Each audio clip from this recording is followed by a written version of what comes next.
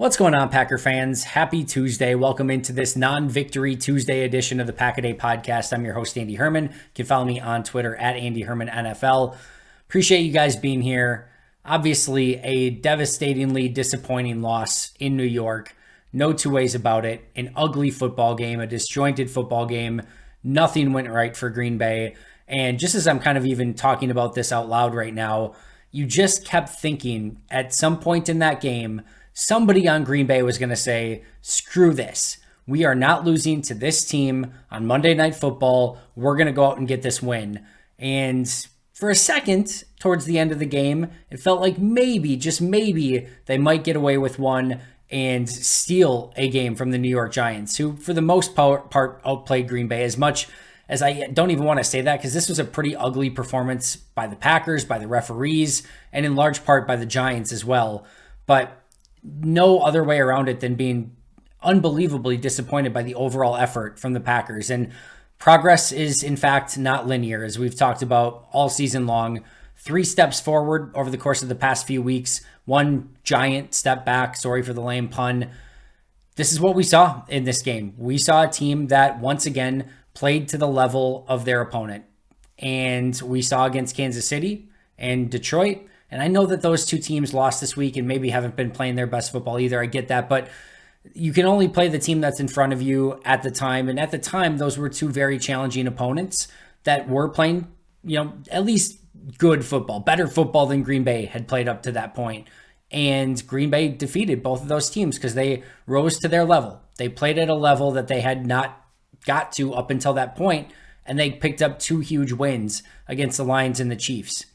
And then you go against New York, and the same Packers team that showed up, really in the first few quarters against the Saints, the last quarter against the Falcons, that showed up against the Broncos, the Raiders, the Steelers. This is the Packer team that we saw. And in fact, I think it was actually a worse version than any of those games. I think this was their worst game of the year.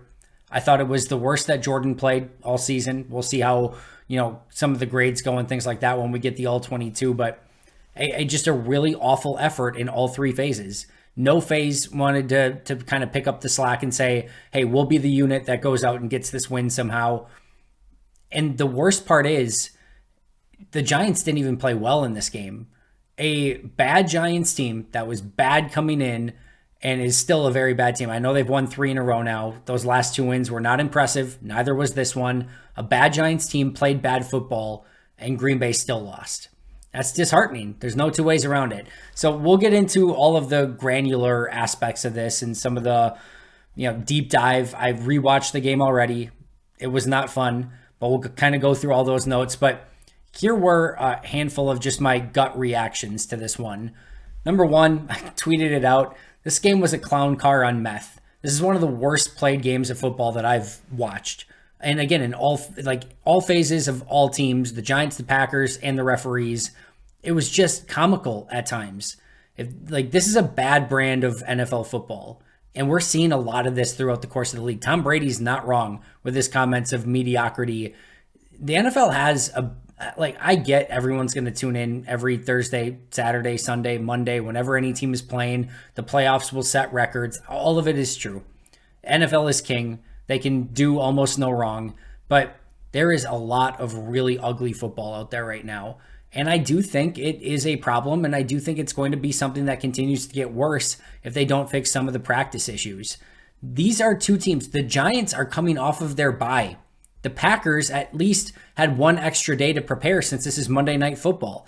And I'm assuming on national television, Monday Night Football, you want a decent referee crew to ref that game. I don't even know that there are decent referee crews anymore, but you get my point. If this is 2 teams that had extended time to prepare for the game, especially the Giants, and a referee crew for a primetime national game, and this is the best you can do, that is ugly football all the way around. The Giants, yes, they got the win, and I'm sure they're feeling positive in that locker room and high-fiving each other. There was a lot of awful stuff from New York in that game. And Green Bay, we know they played their worst game of the season, and the refs sucked too. It was just an all-around not fun game to watch. You just kind of kept watching it being like, what the heck am I watching right now? So that was my number 1 takeaway. Just an awful played game all the way around. Number 2, And this is not me just saying like, look, I told you so or anything like that. And I know you're probably sick of hearing it, but when I talked in the offseason and when I've talked all regular season long of this being a team that will be extremely volatile, this will be a young, inexperienced team that will have high highs and low lows, that will beat teams that you do not expect them to beat and will lose to teams that you do not expect them to lose to. These are your 2023 Green Bay Packers. Could see it coming a mile away. Not necessarily this loss in particular, but these exact type of moments. You knew that there's enough talent on this team that they were going to go and defeat some teams and stick with them and show what they're capable of, give you real signs of the future. And you knew there were going to be signs of a very young, inexperienced team that just doesn't know how to win consistently, and they were probably going to crap the bed in some games as well. And this was about as crap the bed game as you could possibly get against the New York Giants on Monday Night Football. This is exactly what I expected going into the year. It's what I expect through the remainder of the year. We'll see how the 4 games go. Wouldn't surprise me if they played up to their level of competition against Minnesota and Tampa Bay and won those and somehow found a way to lose against Carolina. Like, that is the type of team that this is right now. They are who they are. Their record is what their record is, but this is exactly what a young, volatile team looks like. Number 3, and as I kind of mentioned at the onset, this was a thoroughly disturbing performance in all facets. On offense, you had an inaccurate Jordan Love. It was poorly timed, some beyond awful play calling, especially that 2-point conversion at the end. Just a disjointed, ugly effort all the way around. And we'll get into some of that play calling a little bit more as the rest of the episode goes along. And you do have to give Green Bay some credit. We'll talk about this as well for that, the drive towards the end of the game to take the lead. Too little, too late, and not a good enough performance from an offense that had been really kind of clicking on all cylinders over the course of the past couple weeks. Clearly, they were losing or missing some players in this one. We'll talk about that as well. But a bad performance from this Packers offense. Defense. It was ugly at times in the first half, but you kind of get away with it a little bit. You end up, I think, only allowing 7 points in the first half. You're on pace to allow 14. You feel pretty decent about it at the time. And in the first half, I would have probably told you and looked you in the eye, and I still feel this way in the first half, that this was actually a performance that I thought was not on Joe Barry in the first half. If you look, they allowed 7 points, and even on that drive, it was a lot of missed plays by players on the field, meaning there were players in positions to make plays on a lot of plays on that drive, and the players just did not make those plays. I did not think that was a bad first half by Joe Barry. And in fact, they got their offense and special teams out of some jams in the first half when nothing was going right. And to only allow 7, especially with those turnovers that they were having, I actually thought the first half was a pretty solid performance overall from Joe Barry. I'm not saying the defense because there were still some missed tackles and things like that, but I would have given it a passing performance in the first half. The second half is inexcusable all the way around. And even in that first half, right, even though I would have maybe given that a little bit of a pass, as soon as Green Bay gets that 7-0 lead, what does the defense do? They allow the Giants to get the 7 back. Just when Green Bay felt like they were getting going right in the right direction, the defense, it's just as uncomplimentary of football in all phases in this game as you could possibly imagine.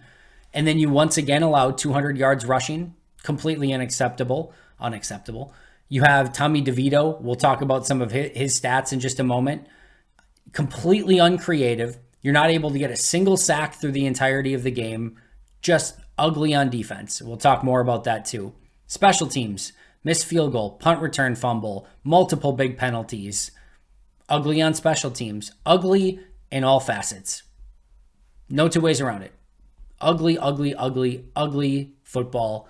Unwatchable at times. And like I said, a giant step in the wrong direction after 3 really positive weeks prior to this one. And here was my notes from my initial rewatch. These were just a couple of the mistakes that popped up through the course. And to be abundantly clear, I rewatched this on the condensed version. There are a handful of plays that were actually missing from the condensed version. So there may have been even more mistakes that I didn't even catch on the rewatch because there were a handful of plays that were missing on a couple drives. Don't know why. Just got to love NFL Plus sometimes. But here were some of the mistakes that I caught on rewatch. False start by Elton Jenkins. Missed throw to Dontavian Wicks for a first down on third down that resulted in a punt. Pass interference on Carrington Valentine. Maybe an awful call. Probably an awful call. but a pass interference on Carrington Valentine. Penalty on Anthony Johnson Jr. on a blindside block on special teams. Missed throw to A.J. Dillon on third down. Maybe one that Dillon could have caught high. Maybe a slight drop. It was a bad throw, though, and the throw gave him no opportunity to catch it clean and get up the field. So I'm labeling that as a missed throw. Awful punt by Daniel Whalen with a personal foul on Rudy Ford. Jordan Love fumble. Bad challenge from Matt LaFleur on the Robinson catch along the sideline. Love awful INT. Maybe a slight missed holding. I can understand why they didn't call it, but either way, it was an awful throw by Jordan. Errant throw to Jaden Reed. Patrick Taylor doesn't get out of bounds on the 2-minute warning or the 2-minute drive. Dropped by Romeo Doubs along the sideline. Thibodeau bats down a pass on a third down that actually would have been picked if he did not bat it down. Keyshawn Nixon fumble on the punt return. Multiple missed tackles on an ensuing touchdown drive by the Giants. Throw to Dillon that was 10 yards behind the line of scrimmage when Love just needed to throw it into the dirt at that point. Love missed to Wicks, should have been picked off. Love sacked by Thibodeau in the red zone on 2nd and 5.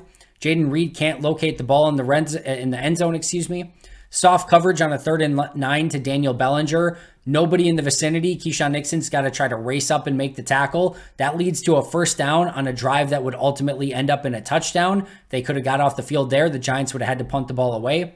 Devondre Campbell can't locate the ball in a flea flicker. Green Bay had 1st and 10 from the Giants' 16-yard line. They do a read reverse that loses 2 yards. Love to Toure that was caught outside of the end zone. Love was sacked, and then they missed the field goal.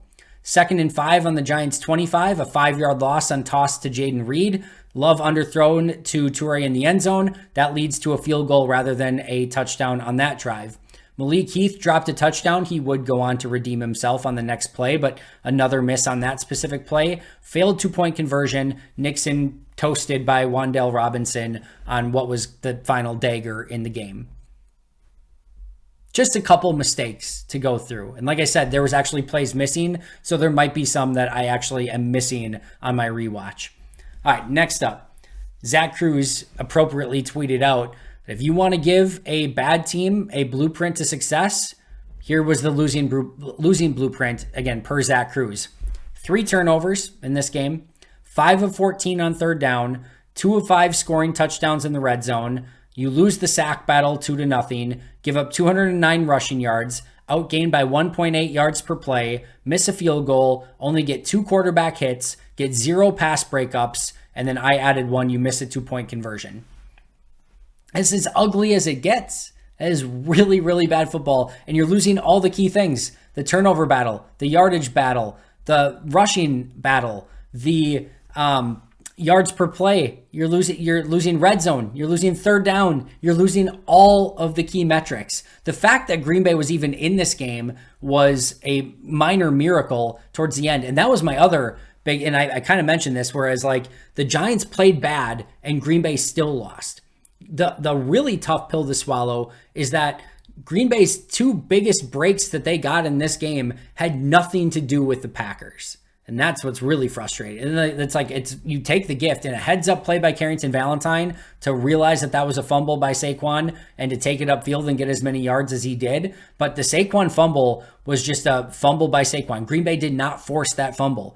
The muffed punt that just goes off of a Giants, I think, helmet or back, whatever it was, that's not anything forced by the Packers. That's just the Giants giving you the football, or even in the case of the punt, a little bit of dumb luck. So it wasn't even like the Packers that were forcing these. It was the Giants giving Green Bay opportunity after opportunity to stay in this game. The Giants missed a field goal. Like, this could have been somehow a lot worse even than it was. And that is, again, a very big blueprint to success or to failure in this game for Green Bay. And then the 6th overarching point that I want to go over before we, again, dig down even further is that I understand the frustration after this game. And some of you are just going to flat out not want to hear this. But as angry and upset and disappointed and frustrated as a lot of people are, understandably, after this Giants game, you also have to remember how excited and exuberant and amazed and wowed and hopeful that you were following the 3 wins, especially the wins against Detroit and Kansas City. Those still count. We all have the most recent taste in our mouth of whatever happened last. When it's a win, it feels really good. Even if it's an ugly win, all right, they can learn from it, but they got the win. If it's a bad, ugly loss, you want to burn your retinas and never want to watch football again. And fire everyone. Fire Joe Barry. Fire Rich Bisaccia. Fire Matt LaFleur. Everyone's terrible. This sucks. When you win and you get a little win streak going, you beat the Chiefs, everything's daisies and roses and everyone's amazing and it looks awesome. It's never quite as high as the highs. It's never quite as low as the lows. The same team still exists that went on that 3-game win streak and beat the Chiefs and the Lions. That same team is there somewhere. The same team that lost some of those really bad games, the Steelers, the Giants, the Broncos and Raiders at the time when they were playing bad football, that team still exists as well. You can't, because I've seen people say, well, if you just take away a couple wins against the Lions and the Chiefs, like this is one of the worst teams in football. Well, like, okay, yeah. If you just take away the losses to the, I don't know, let's say the Raiders and the Giants, like you're easily talking about one of the upper echelon teams because instead of 6-7, they're 8-5, and they're like probably easily in control of their own destiny in the playoffs. So it can swing either way. But all of this is what they are. They are who they are. They are what their record says. They are a volatile team that you don't know which team is going to show up any Sunday. And if good Green Bay shows up, good luck, because they can beat you no matter who you are. And if bad Green Bay shows up, they can lose to you no matter what team you are. That's why I said they could go, if good Green Bay shows up, they could go 4-0. If bad Green Bay shows up, they could go 0-4. You just don't know. And it probably, throughout the entirety of the season, as we sort of predicted in the offseason, is probably going to end up right around an 8-9 or 9-8. And the difference between those two probably determines whether they get a shot at a playoff bid or not. And we'll see. They got 4 games left, and we're going to have to see kind of how it plays out from here. But we'll get into this as well. As much as some of you don't want to hear about it right now, they do still control their own destiny for better or for worse. All right, let's dig down into this a little bit more granularly and kind of break down everything that I want to go over in this one, good, bad, ugly. I actually want to start with the injuries because I actually think that this went a little under the radar at the end of the game. Keyshawn Nixon goes out in this game. Devontae Wyatt, Darnell Savage, they all go out in this game but come back at some point. So Nixon, Wyatt, Savage, hopefully no lingering issues from that, and hopefully they're able to go next week. Again, all were able to return to the game, but those will be worth monitoring this week, especially on a short week. But what went under the radar was Dontavian Wicks and Jaden Reed at the end of this game. Dontavian Wicks, they kind of mentioned at the end of the game, was not able to return. He was questionable. And in the locker room afterwards, was quoted as saying his ankle is effed and that they think it's a high ankle sprain. High ankle sprain is going to keep him out a while if that is the case. We could even be looking at maybe the remainder of the regular season. Maybe he's back in a few weeks. We'll have to see, but almost assuredly would not play this week and probably the following week. So Dontavian Wicks probably lost for some period of time with a high ankle sprain. At least that's what they think it is. And per him, his ankle is effed. Not great. Meanwhile, Jaden Reed, apparently on that final sweep to try to get the 2-point conversion, also went into concussion protocol. Now, there has not been confirmation, at least as of me recording this, or at least that I have seen, that he actually did have a concussion. But if he did, returning on a short week from Monday to Sunday could also be problematic. And remember, Christian Watson still out with an injury as well. There is a chance that they could go into this game against Tampa Bay without Jaden Reed, without Dontavian Wicks, without Christian Watson, without Luke Musgrave, and we'll have to wait and see on Aaron Jones as well. And that is a ton of firepower that could be missing in a very crucial game at home against Tampa Bay next week. And like I said, I wanted to start with that because I think in all of the mess that was a loss to Tommy DeVito and the Giants and all of the frustration, I honestly didn't even realize that Wes and a couple other people had tweeted out that Jaden Reed was in concussion protocol. And then it was Lauren Helmbrecht who got the post-game quote from Wicks saying that his ankle is effed. Not great news, to say the least, on the injury front. You could be looking at Malik Heath, Samori Toure, and Romeo Doubs as your top 3 wide receivers, with probably Bo Melton getting called up, maybe even Grant Dubose getting called up. That's a heck of a lot different than if you had all of your receivers healthy. That will be a major storyline coming up this week. All right, lots of negatives in this one, but I do want to give some positive and some credit to Green Bay for finding a way to go back, get in that game, and have the comeback at the end, put that drive together. That's still a learning step for this team to have the wherewithal, and just like, obviously they get gifted the opportunity a little bit, but to go down and score that, what could have been a game-winning touchdown. They saw a lot of adversity up until that point, played a terrible football game, and still up until that point found a way to get in the end zone and take the lead late in the game. Now, we all know what happened after that, and I'm not giving anything a pass in this game. The offense, as I mentioned before, was not good enough through the vast majority of this game. The defense lets it up at the end. The special teams was bad. It's all bad. I'm not going out of my way to be like, oh, look there's still so many positives in this game. That's a lot of negatives. But I do want to give credit where credit's due. That's a big time drive for Jordan Love and the Packers offense to go down. That's a tough catch by Malik Heath, after, especially coming back after dropping one or at least having it knocked away and not kind of securing the catch. They come back, they score the touchdown, they take the lead. The 2-point conversion play sucks. It's terrible. Now, I will say this. I'm pretty big on saying like, hey, we can't just, say the play call is awful, especially if there's an opportunity to succeed on it. The play is there. The play is there if they execute. 2 people missed blocks. Malik Heath missed a block. Elton Jenkins missed a block. If Elton and Malik Heath both make their blocks, Jaden gets in easily. And those 2 just both missed their blocks. Malik's was an easier one. He actually had leverage. He just had to seal his guy. Even if he seals his guy, there might be a chance. But he misses his block. That was the easier one of the 2. Elton's got to get to the second level and cut off a linebacker. That's a tough play to make, but he does get there, get his hands on him, but the linebacker sheds the block and goes and makes the play. So I will say this though, if they execute the play, it's there and it's a walk-in 2-point conversion for Jaden Reed. They just didn't execute it. What I will also say is that what I don't like about that play call is you need a lot of blocks to go right. Like, while those 2 went wrong, there's probably like 5 or 6 others that they needed that went right. And now 5 or 6 of those are executed well.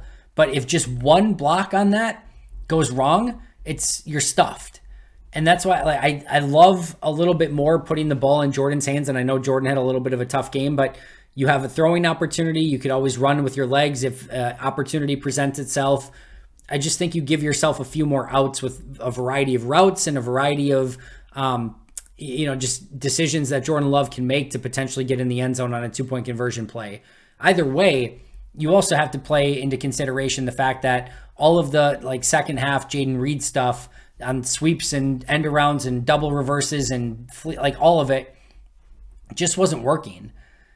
That to me, and Matt owned it in his press conference. He said it was a bad play call.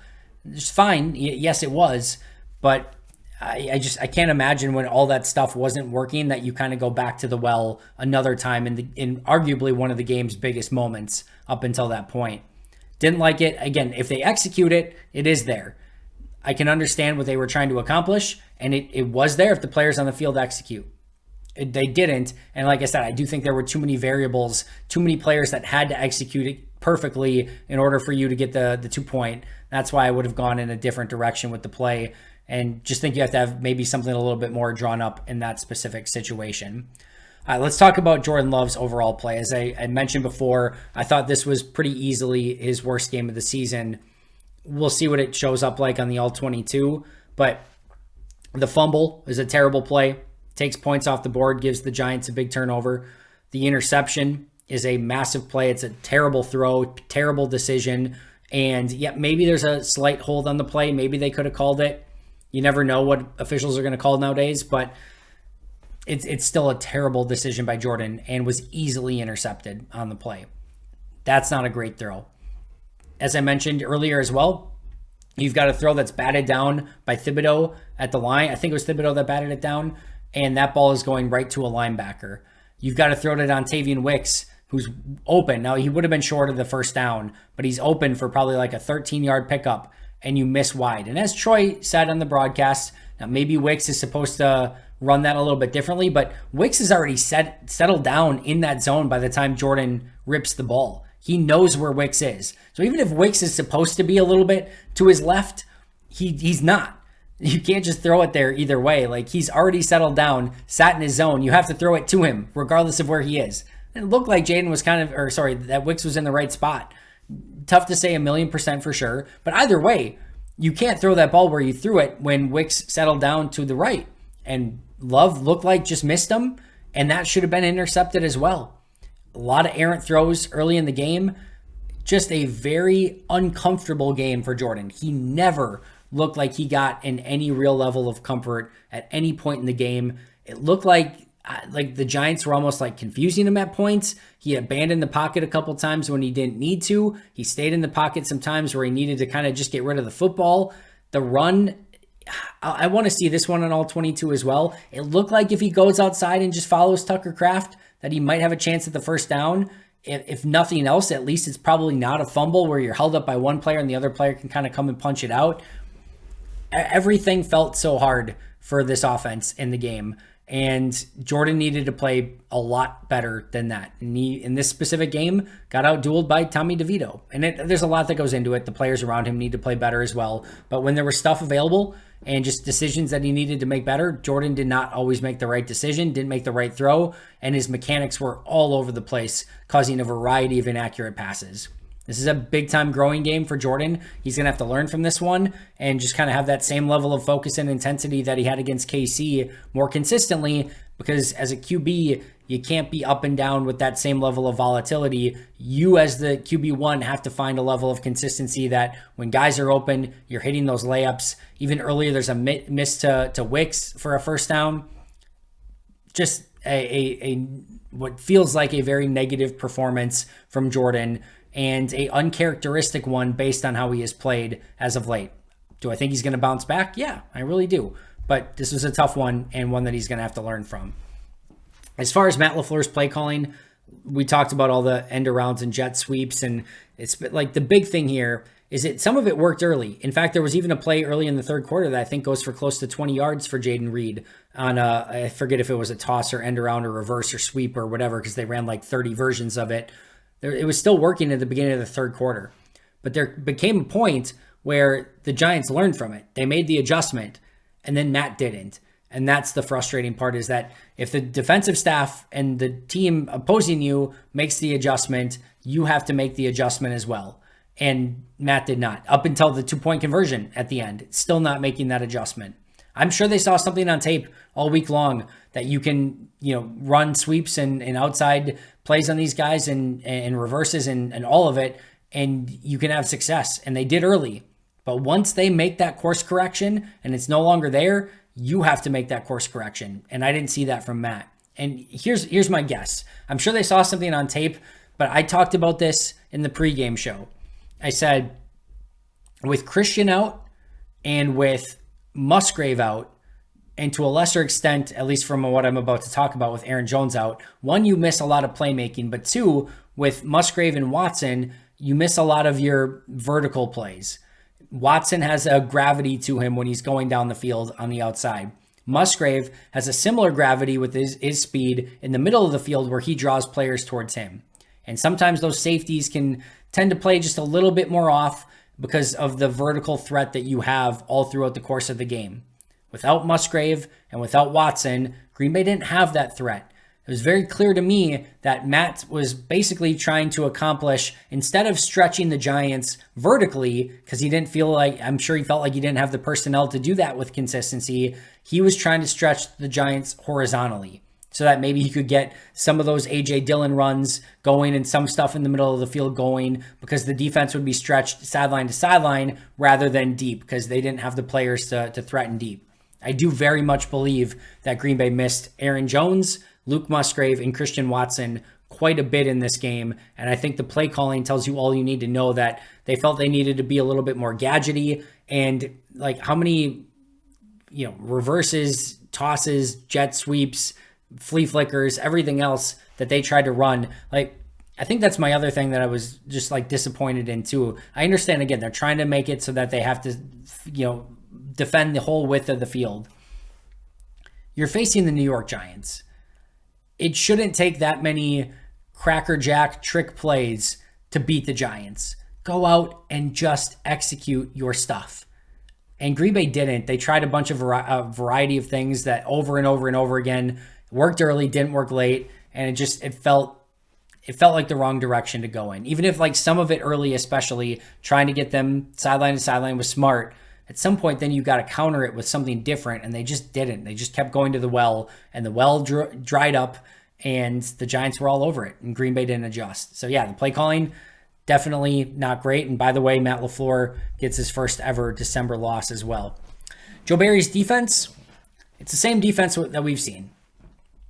And it doesn't seem to matter if they're playing Patrick Mahomes or Jared Goff or Russell Wilson or Kenny Pickett or Tommy DeVito. It's going to be the same defense every week. There were some things that I thought they did early to stop Saquon Barkley in this game. It's not good enough. It's just not good enough. You see, again, a third down completion on 3rd and 9 to Daniel Bellinger with nobody around him. You see on the losing drive where you're just allowing, like, how are you allowing Darius Slayton, I think it was Slayton, to catch like a 8-yard pass and easily get out of bounds? Like, do you know how big of a prevent you have to be in to allow a player in a minute, like with a minute left, to pick up a free 8 to 10 yards and get a free out of bounds? Like, what are you even remotely thinking in that situation? Like, the Giants got 20 yards without trying, and then they got a 30-some yard play with basically not trying. It went from Malik Heath catching the touchdown pass to the Giants were in field goal range in a blink. Like, you all could kind of feel, I'm sure, it coming of like, yeah, they're not going to stop. Not even Tommy DeVito and the Giants are going to be stopped with this defense. You could feel it coming. And like before you could even have the thought, they're in field goal range. And it was easy. It was easy, unimaginative, uncreative, same style of defense. And listen, you can be frustrated. You can be frustrated with a lot of it, no questions. But you also have to have like a solution to present. And Joe went off coverage early in that drive, and it didn't work.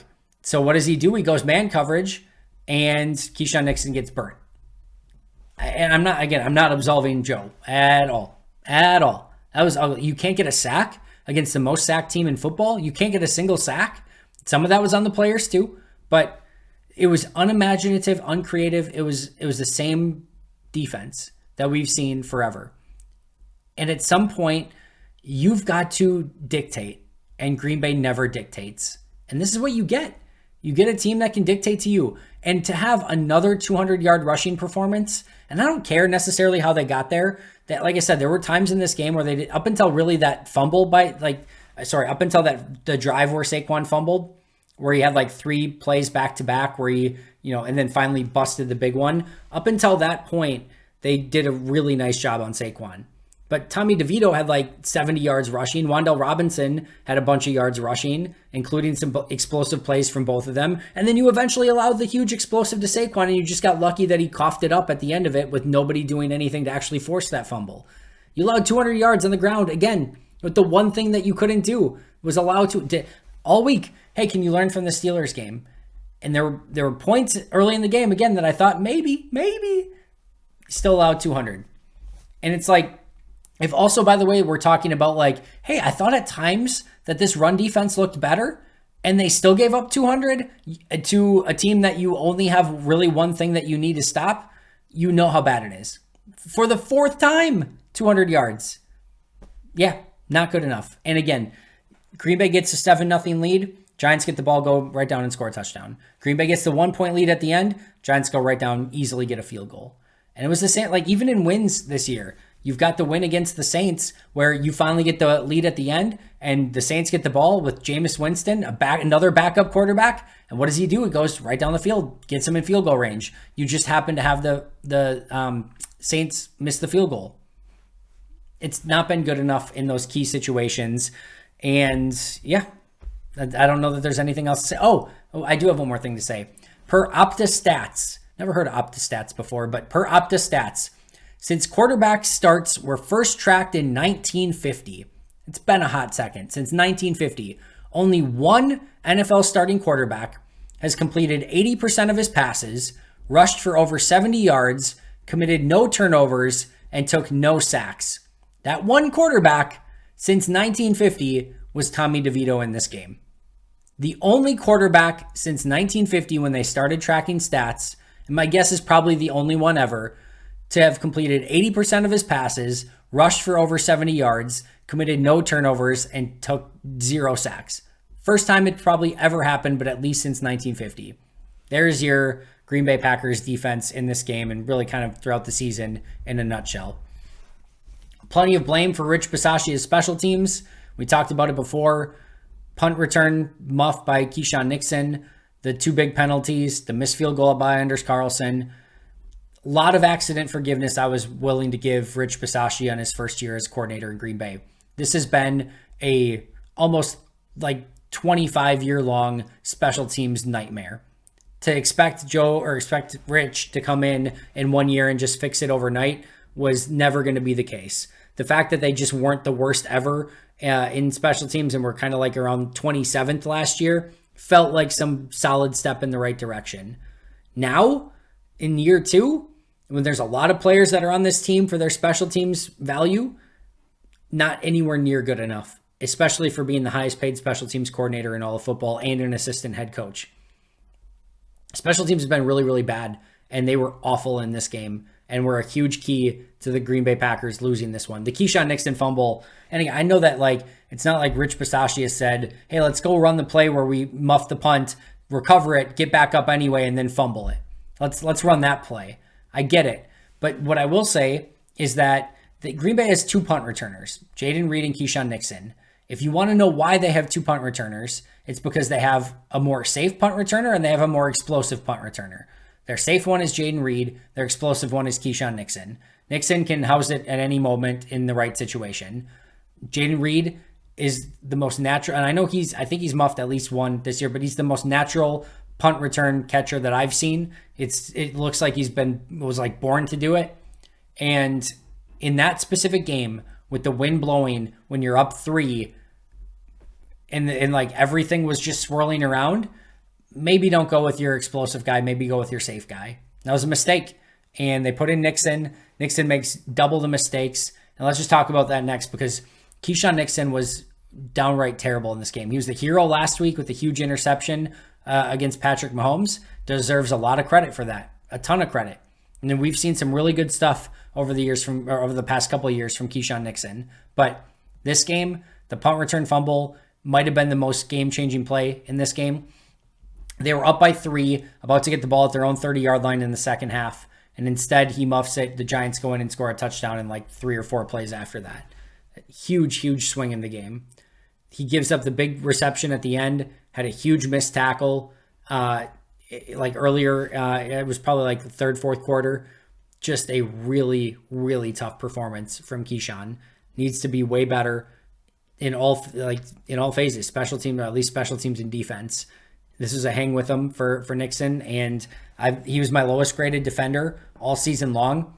I'm pretty sure, let's see if I can pull this up while I'm talking here, but I'm pretty sure he was still my lowest graded defender, even after his big play in his big game last week with the pick of Patrick Mahomes.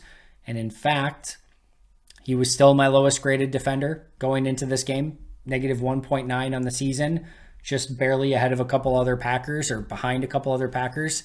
But this is a lot of the stuff that we've seen on tape, specifically on defense from Keyshawn Nixon. And in a clutch moment, in a key moment last week, clutch moment came up huge. Big pick against Patrick Mahomes.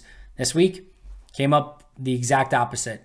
Got toasted, got beat, got his eyes caught looking in the backfield and at the quarterback, and Wan'Dale Robinson beat him. And it was the game clinching play for the Giants. So he's got to learn from that. On one other positive, Tucker Kraft, 4 catches, 64 yards, and I thought really started to show some of the run after the catch and some of the big play ability that he has as a tight end. He's developing in a really fun way. As just that overall tight end vibe of can do a little bit of everything. Good blocker, good pass catcher, good run after the catch. May not ever be great at anything, but I think he can be really good at a lot of things, and he's trending in that direction. Might have been one of the real only true player positives from this game. Again, we'll see from a grading standpoint later in the week, but 4 for 64 from Kraft felt like a really nice day and a real step in the positive direction for him. All right, some miscellaneous stuff. Inactives for Green Bay in this game were Quay Walker, Christian Watson, Jair Alexander, Kyu Blu Kelly, Aaron Jones, and Caleb Jones. Kyu Blu Kelly and Caleb Jones, the only healthy scratches. Jones, Jair, Watson, and Walker all hurt. Green Bay's going to need to get some of these guys back, maybe as soon as this week against Tampa, especially knowing that Wicks and Reed could potentially miss this game as well. I'm not super enthusiastic that Watson's going to be able to come back either, but man, if they want to keep making this push, they definitely need some of these guys back, and sooner rather than later. I know nobody really wants to talk about it. I get it. I understand it. You can have the Jim Mora playoffs. You want to talk about playoffs? As crazy as it seems, Green Bay still holds the number 7 seed, and I saw a lot of people. But Andy, Atlanta's a wild card team, and they lost to Atlanta. There's no way that Green Bay's the number 7 seed. They are the number 7 seed. Per NFL.com, per ESPN.com, and per me, they are the number 7 seed right now. And yes, they do have a loss to Atlanta, but they also beat the Saints, they also beat the Rams, and they have not played the Seahawks, and they have not played, I guess, just the Seahawks. There's 5 teams that are tied for that final spot. The Falcons, the Saints, the Packers, the Seahawks, and the Rams. So it is not just a one-on-one tiebreaker. If it's a one-on-one tiebreaker, Packers versus Falcons, then they would be out. But it's a 5-team Falcons, Saints, Packers, Seahawks, and Rams. And as of right now, the tiebreaker in that situation and scenario goes to Green Bay. So they do hold the number 7 seed, and they do control their own destiny still moving forward. Right now, depending on what site you want to use, New York Times, ESPN, they're all right around about a 50% chance to make the playoffs. So a coin flip's chance one way or the other, which it feels appropriate because Green Bay's play in any given week is basically a coin flip's chance where you might get really good Green Bay. They're two-faced. You might get good Green Bay. You might get bad Green Bay. You just don't know. But if you want to dig into it further, if they go 4-0, they make the playoffs 100% of the time. They, again, are a lock if they go 4-0. If they go 3-1 and that loss is to the Vikings, they have an 89% chance of making the playoffs. If they go 3-1 and the loss is to any team not named the Vikings, they have a 97% chance of making the playoffs. So 4-0, 3-1, pretty good chance. If they go 2-2, only a 42% chance if the loss is to the Buccaneers and the Panthers, down to a 10% chance if the losses are the Vikings and the Bears. Just depends on who they lose to, but somewhere between a 10 and a 42% chance, depending on who the losses are to. If they go 1-3, they have a less than 1% chance of making the playoffs, and 0-4 is a 0% chance of making the playoffs. So pretty simple for Green Bay. 4-0 or 3-1, you're 4-0, you're in. 3-1, you're almost assuredly in. 2-2, need a lot of help, and you probably need to lose to the right 2 teams. 1-3 and 0-4, you're just not getting in. Now, maybe some of you are hoping for the opposite direction. All right, well, you're not hoping for playoffs. You're hoping for draft positioning again. I understand you. Everyone has a different way of going about this. Some of you are hoping playoffs. Some of you are hoping draft. Some of you are just hoping to watch Packers football for 4 more weeks and just see what happens 1 week at a time. But if you're one of those people that are hoping for draft pick positioning, Green Bay's right now at 6-7. The Bears hold the number 5 pick in the draft at 5-8. They are only 1 game behind Green Bay, and they hold the number 5 pick. Green Bay is 1 game ahead, and they are a playoff team right now. If the season were to end today, 1 game in the standings separates the number 5 pick in the draft and a wild card team. That is insane. So if Green Bay loses out the rest of the way, you're probably looking at the 5th pick in the draft, maybe even the 4th. At worst, probably the 6th. So somewhere between 4 and 6 if you lose out. Not saying they're going to do that. I'd be pretty shocked if they did that, especially with the way that their schedule lines up. But the range of scenarios remaining for Green Bay is 4th or 5th pick in the draft or playoff team with only 4 weeks to go. That's how much this can swing. And it probably ends somewhere in the middle. Who the heck knows? But that's where things are at right now. What's next? Of course, the Tampa Bay Buccaneers next Sunday, noon game at Lambeau Field. And if you're one of those people that are hoping for that playoff push, a pretty must-win game for Green Bay if they want to keep those playoff hopes alive. What do you want to cheer for moving forward? Well, if you're cheering for the playoffs, you need them to win. If you're cheering for draft picks, you need them to lose. What I have been cheering for all season long is progress. And we've seen a lot of progress this year. This Giants game was the antithesis of that. We saw a major step back and going right back to where we saw this team play early in the season. Injuries definitely a part of this situation, but the players on the field could have impacted this game in a much bigger way and just did not do so. It's on everyone, offense, defense, special teams, LaFleur, Bisaccia, Barry, all of it. It's a plague on all houses for this performance, but what I'm still cheering for moving forward is progress. I want to see this team continue to take steps in the right direction and continue to get better. If they're making those right steps, if Green Bay loses to the Giants, but we see a ton of progress, all right, we'll figure it out later. That was not the case. They took steps backwards and they lost the game. If they can make strides moving forward the remainder of the season, that's what I want to see. And you might be saying, well, like, Andy, what's all this talk lately of like all the playoff odds? Like clearly you're thinking this is a playoff team. The reason that personally I want them to make that playoff push is because I do feel like it's an invaluable experience for a very young team. And I do think if they get to the playoffs, they will have learned a lot of lessons along the way, and they probably showed quite a bit of progress from a team that was 2-5, 3-6, and looking like they were trending in the exact wrong direction. So yeah, I'm cheering for progress, and hopefully that means that they win 3 or 4 more games and get a playoff shot, and regardless of what happens, and regardless of what just happened against the Giants, and maybe they go up against the 49ers and get beat 40-0, I still believe that process of fighting till the end, maybe it's a win and you're in against Chicago, and they learn from their mistake a year ago when they lost to Detroit, and they get the win, and they get in the playoffs, and you just kind of see what happens from there. Do I have any real, opinion that this could be a team that makes some major noise in the playoffs and wins a Super? No. But I do think it's a really valuable step for this team to learn how to close out a season, to go through a playoff race, to win the games that you need to get there, and just get in and gain that playoff experience. Because playoff football is different. And even if you lose and get crushed, you learn from having that experience. So that's what I'm cheering for. Again, you have every right in the world. If you want to cheer for the losses, if you want to cheer for the wins, I continue to cheer for progress. And I hope they get those wins, because even if they get one more game in the playoffs, they gain that extra experience. They gain playoff experience and exposure. All of that stuff is important for a really young team. As much as some of you might not want to hear this as well, as is sometimes going through these sort of losses, like the game against the Giants. It sucked. It really sucked. But for a young team, sometimes that's part of the process and some of the things that you need to learn from to ultimately get to the place that you want to go. Now it's up to Green Bay to ultimately learn those lessons.